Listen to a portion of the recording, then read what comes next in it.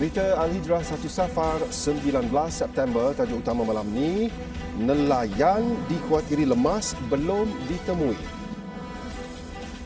Juga tidak dapat RM80 ugut bunuh ibu.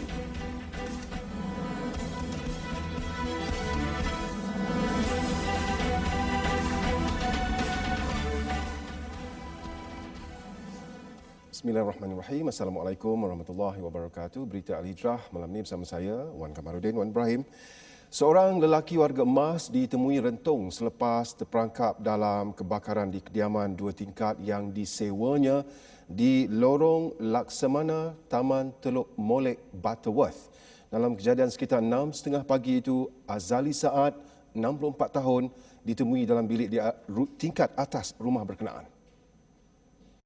Ketua Polis Daerah Seberang Perai Utara, Assistant Commissioner Nurzaini Muhammad Noor berkata polis menerima panggilan daripada orang awam pada 6.53 pagi.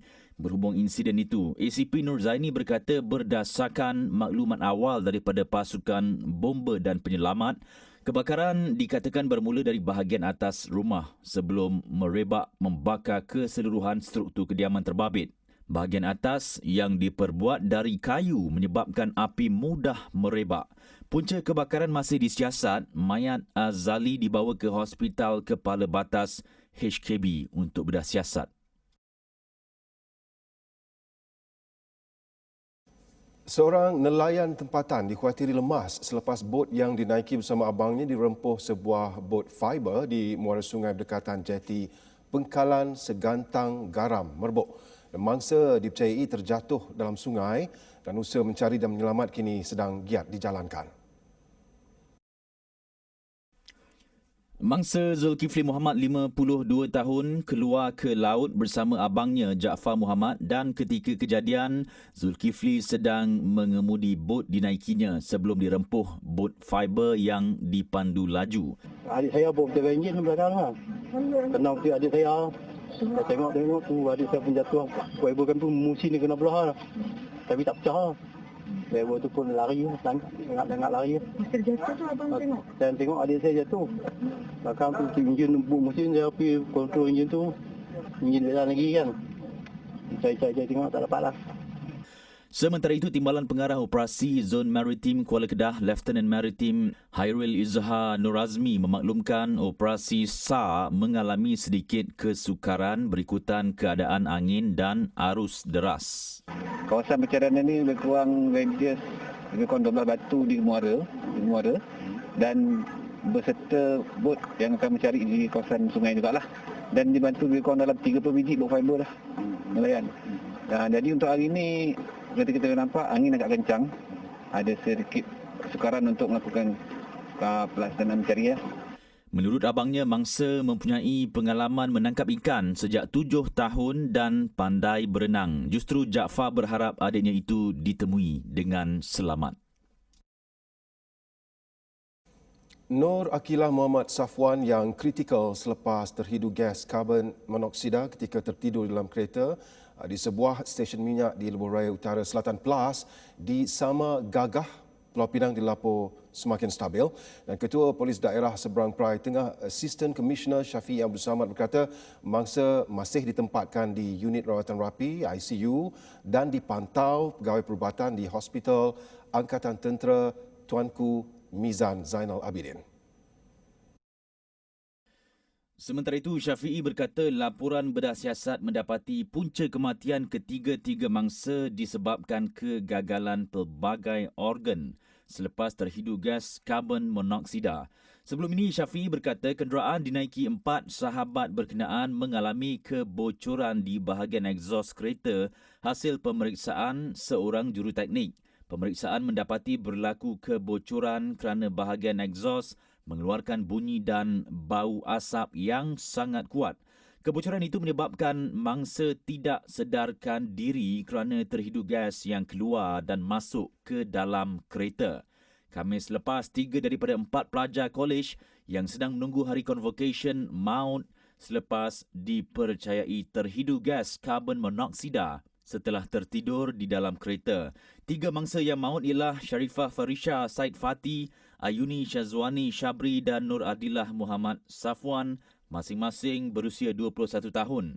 Dalam kejadian yang disedari kira-kira jam 1.40 pagi itu, semua mereka ditemui tidak sedarkan diri di dalam kereta yang enjinnya tidak dimatikan di stesen minyak berkenaan. Kesemua mangsa dipercayai singgah ke stesen minyak itu untuk berehat ketika dalam perjalanan pulang ke rumah mereka di Kedah selepas bercuti di Pulau Jerejak, Pulau Pinang. Hanya kerana RM80, seorang lelaki tergamak mengugut untuk membunuh ibu kandungnya sendiri. Lelaki berusia 24 tahun itu bertindak demikian selepas ibunya yang berusia 53 tahun tidak memberikan wang yang dimintanya sebelum mengacu pisau ke arah mangsa. Kejadian berlaku di sebuah rumah di Taman Seri Mahkota. Menurut Ketua Polis Daerah Kulim, Superintendent Azhar Hashim, suspek juga turut bertindak merosakkan pintu bilik utama, peti sejuk dan mesin basuh di rumah berkenaan. Ketika kejadian, ibu suspek yang bekerja sebagai pembantu am melarikan diri ke rumah jirannya untuk meminta bantuan sebelum membuat laporan polis. Lelaki itu kemudian ditahan jam 10.30 malam di rumahnya. Superintendent Azhar berkata suspek yang tidak bekerja itu mempunyai 11 rekod jenayah dan dadah selain satu rekod dikendaki polis. Hasil ujian saringan awal air kencing berdapati suspek positif dadah jenis morfin. Turut dirampas sebilah pisau dan satu plastik lutsina mengandungi serbuk putih disyaki dadah jenis heroin seberat 0.60 gram. Kes disiasat mengikut Seksyen 506 dan 427 Kanun Kesiksaan. Suspek direman 4 hari bermula hari ini sehingga 22 September untuk membantu siasatan. Pemilik kilang dan pekerja asingnya direman 3 hari bagi membantu siasatan berhubung tindakan mengibar jalur gemilang secara terbalik di kilang plastik dan acuan di kawasan perindustrian Senai, dan perintah reman yang dikeluarkan Mahkamah Magistrate Kulai Johor bermula hari ini sehingga Isnin. Pemilik kilang yang berumur 56 tahun dan pekerja lelaki warga Indonesia 23 tahun itu ditahan di kilang terbabit jam 2.50 petang semalam. Dalam satu kenyataan, Ketua Polis Daerah Kulai Superintendent Tok Beng Yu berkata pihaknya menerima maklumat dari orang awam dan perkara itu telah tular di Facebook. Selepas disoal siasat, majikan terbabit mengaku ada mengarahkan pekerjanya untuk menukar bendera Malaysia yang lusuh kepada bendera yang baru dan tiada pemantauan dibuat. Pekerja warga asing itu baru 3 bulan bekerja di kilang terbabit dan memasang bendera seorang diri tanpa kehadiran majikan di lokasi. Kes disiasat di bawah Seksyen 5 Akta Lambang dan Nama Penggunaan Tidak Wajar Pindaan 2017 dan 233 Akta Komunikasi Multimedia Malaysia AKMM 1998. Satu lagi kluster baru dikesan di Sabah iaitu kluster Bakau. Kluster di Sempurna itu setakat ini merekodkan 3 kes dengan kes indeks melibatkan seorang wanita warga negara Filipina yang juga kes kematian ke-129. Kes indeks itu telah dikesan pada 16 September dan dilapor meninggal dunia pada 18 September. Setakat hari ini, 109 individu telah disaring di mana 3 didapati positif, manakala 106 lagi masih menunggu keputusan. Sementara itu, kluster aktif di negara ini iaitu kluster Sungai merekodkan 8 kes baru di Kedah dan menjadikan jumlah keseluruhan kluster itu meningkat kepada 73 kes. Kluster Benteng LD pula hanya merekodkan 1 kes baru di Tawau hari ini dan jumlah keseluruhan kluster itu ialah 551 kes. 272 daripadanya adalah warga negara Malaysia, manakala 279 warga negara Filipina dan Indonesia.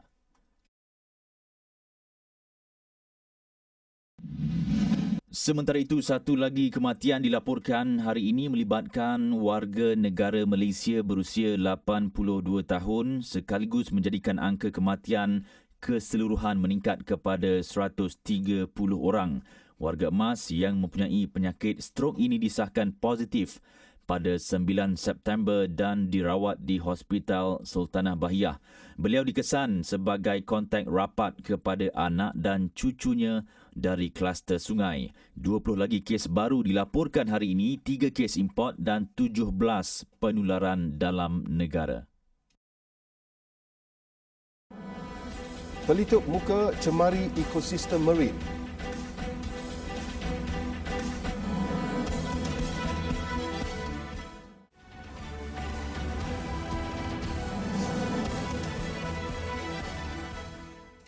Tiada kompromi bagi sebarang bentuk ekstremisme atau keganasan dalam mempertahankan kesucian agama sehingga boleh menjejaskan keselamatan negara.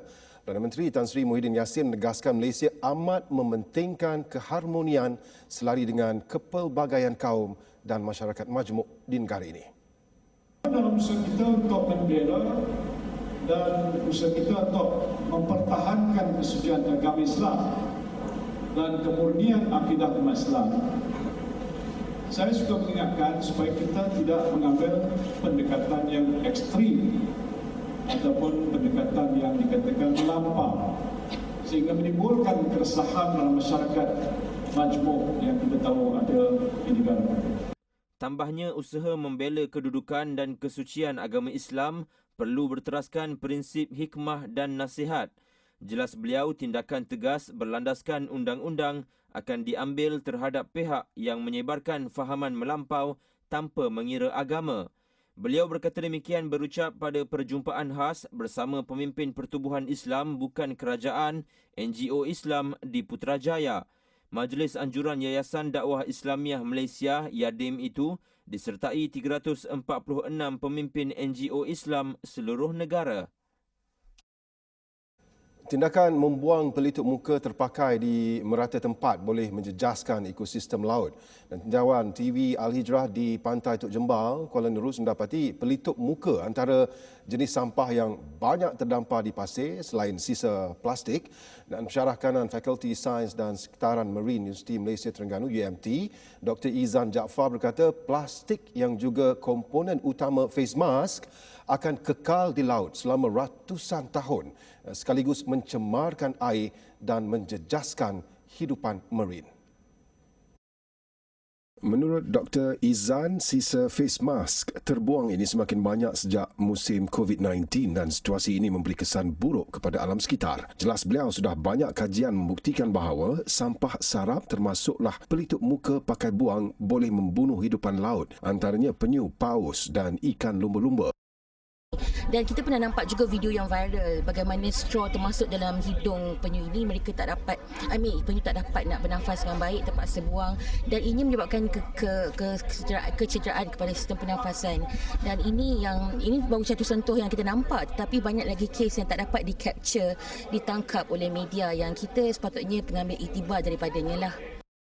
Beliau berkata kepada TV Al-Hijrah di program Beach Cleanup BCU sempena World Ocean Day 2020 di Dapur Patah Kontena Tok Jembal. Sebanyak 542 kilogram sampah dikutip petang tadi, antaranya plastik, pukat hantu, ghost net dan barangan kaca. Jumlah itu meningkat berbanding tahun lalu iaitu 400 kilogram. Banjir kilat di Kuala Lumpur baru-baru ini berpunca daripada hujan lebat dan kuantiti air hujan yang banyak. Dan perkara itu menurut Ketua Pengarah Jabatan Pengairan dan Saliran Nur Hisham Muhammad Ghazali bukan disebabkan kelewatan maupun kegagalan operasi terowong smart. Katanya terowong itu berfungsi dan telah diaktifkan mengikut SOP seperti biasa pada hari kejadian. Malah laporan awal turut memaklumkan tiada unsur-unsur tidak normal dalam operasi terowong smart.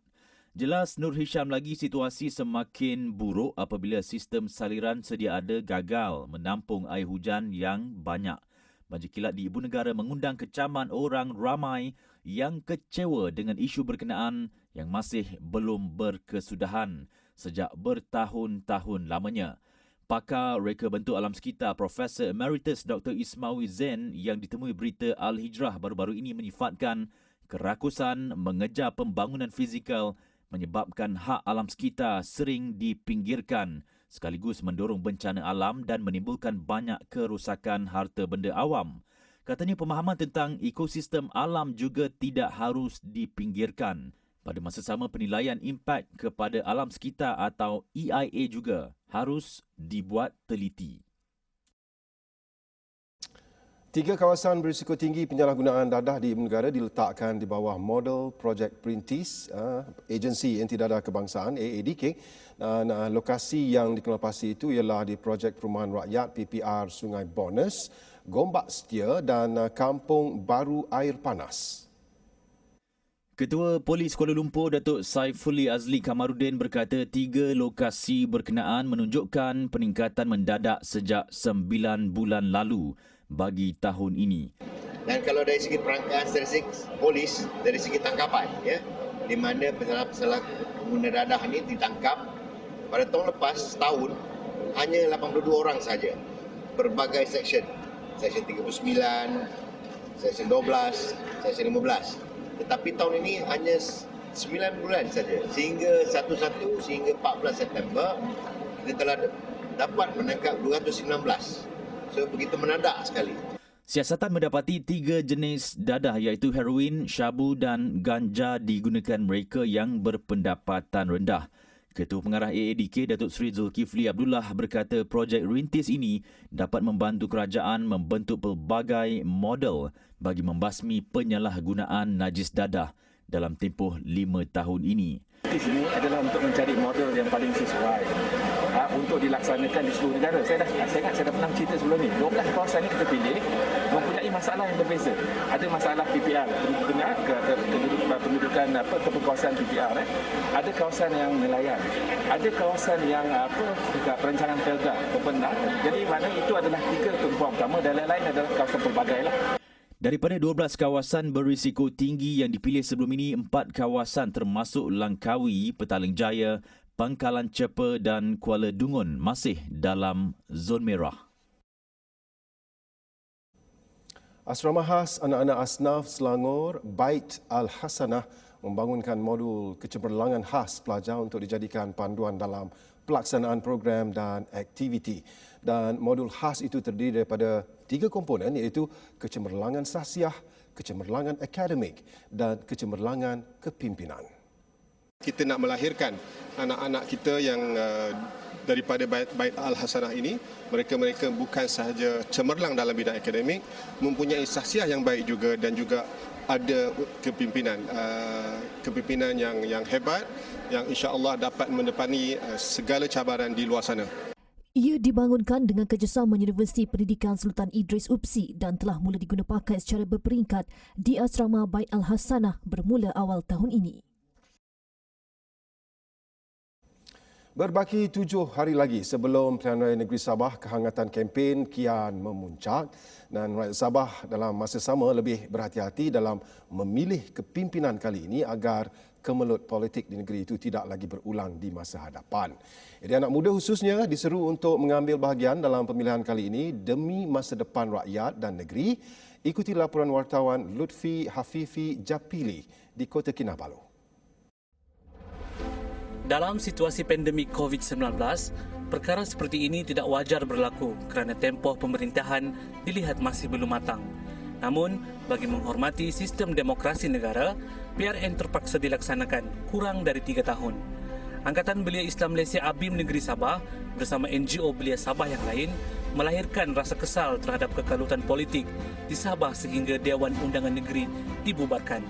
Mewakili Suara Muda dan ABIM Sabah, Yang di-Pertua ABIM Sabah Muhammad Nur Hilmi Milus mengatakan bahawa sudah tiba masanya untuk anak muda menghukum pemimpin korupsi melalui PRN kali ini.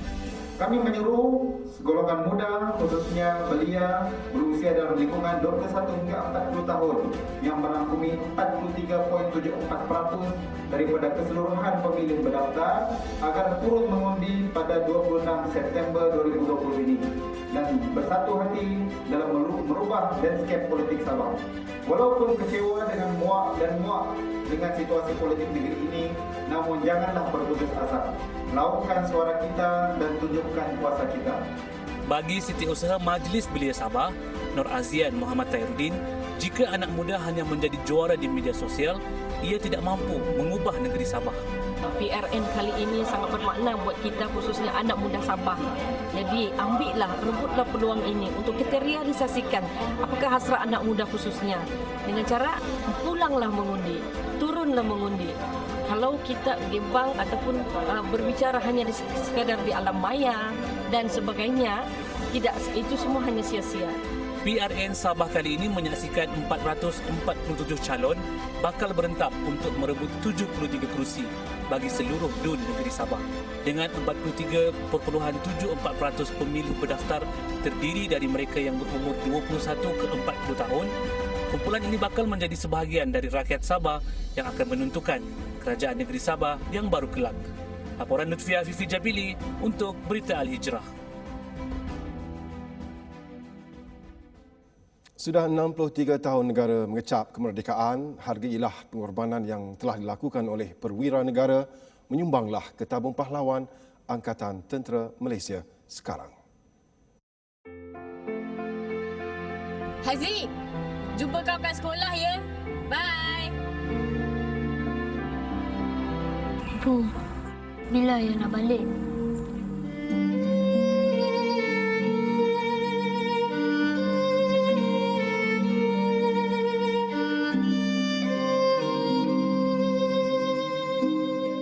Halo, jaga ibu, jaga adik ya. Kerinduan itu kian dirasai bersama penantian yang meniti hari.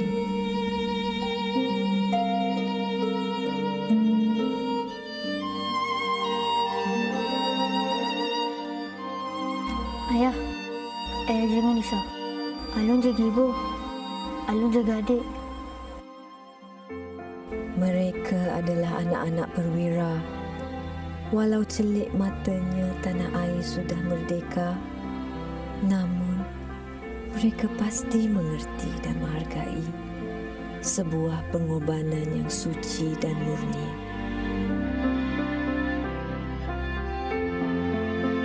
Mereka layak diberi penghormatan atas segala pengorbanan yang telah dilakukan. Bantulah mereka dengan menyumbang ke tabung pahlawan. Sumbangan boleh disalurkan ke akaun Maybank yang tertera di bawah. Digantung tugas selepas tertinggal senjata api dalam pesawat.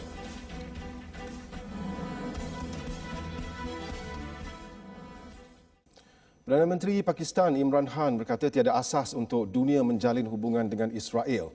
Malah dunia tidak sepatutnya membuat apa-apa keputusan tentang Palestin yang sememangnya tidak disetujui negara itu. Dalam erti kata lain, Imran menyifatkan apa jua ketetapan tentang Palestin, mestilah Palestin sendiri bersetuju dengannya. Ia kerana konflik di Asia Barat itu membabitkan hak milik dan kedaulatannya sebagai sebuah negara. Imran mengulas pengukuhan hubungan dengan Israel oleh Bahrain baru-baru ini yang menyusuli tindakan sama Emirat Arab Bersatu UAE sebulan lalu. Presiden Amerika Syarikat Donald Trump membuat pengumuman itu di Washington dan ia disambut baik Perdana Menteri Negara Haram Israel Benjamin Netanyahu, dan semalam juga Washington memaklumkan 5 lagi negara Islam akan mengikut jejak langkah Bahrain dan UAE.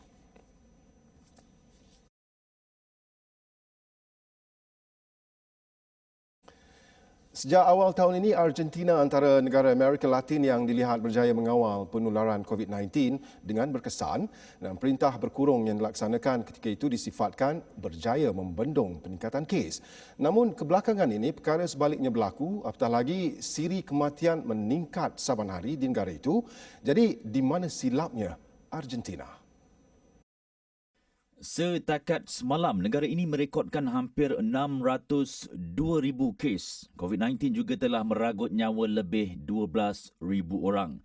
Setiap hari kira-kira 11,000 kes baru dicatatkan. Beberapa bulan lalu, Argentina lah negara yang menjadi contoh rujukan kepada negara lain dalam mengekang penyebaran virus pembunuh itu. Perintah berkurung dan prosedur operasi standard SOP yang ketat dikenakan sejak Mac. Bagaimanapun jangkitan meningkat sejak beberapa minggu lalu.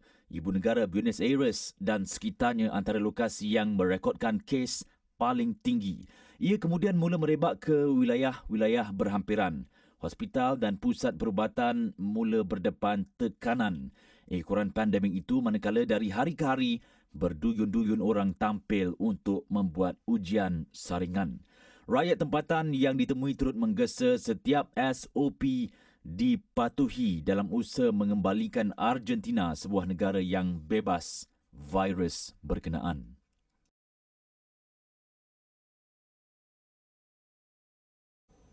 Gara-gara tertinggal senjata api di dalam pesawat, pengawal keselamatan peribadi kepada setiausaha luar Britain digantung tugas serta-merta dan lebih berisiko senjata api itu ada peluru di dalamnya. Media Britain melaporkan pengawal keselamatan peribadi itu mengiringi Dominic Raab dalam lawatannya ke Amerika Syarikat. Dia cuai kerana meninggalkan sepucuk pistol di dalam sebuah pesawat di lapangan terbang Heathrow, London. Petugas pembersihan yang menjumpai senjata api berkenaan di dalam sebuah ruang kecil pada tempat duduk di dalam pesawat itu. Polis Metropolitan menyifatkan kecuaian itu sebagai sesuatu yang sangat serius. Ketika ini siasatan dalaman sedang dilakukan ke atas pengawal keselamatan terbabit. Dia juga telah dinyah senarai daripada menjalankan tugas-tugas operasi keselamatan. Raab sebelum itu mengunjungi rakannya di Washington, Mike Pompeo, dan pegawai-pegawai lain bagi membincangkan perihal Brexit. Februari lepas, kes hampir sama terjadi apabila pengawal keselamatan kepada Perdana Menteri David Cameron dilapor tertinggal senjata api di dalam tandas pesawat.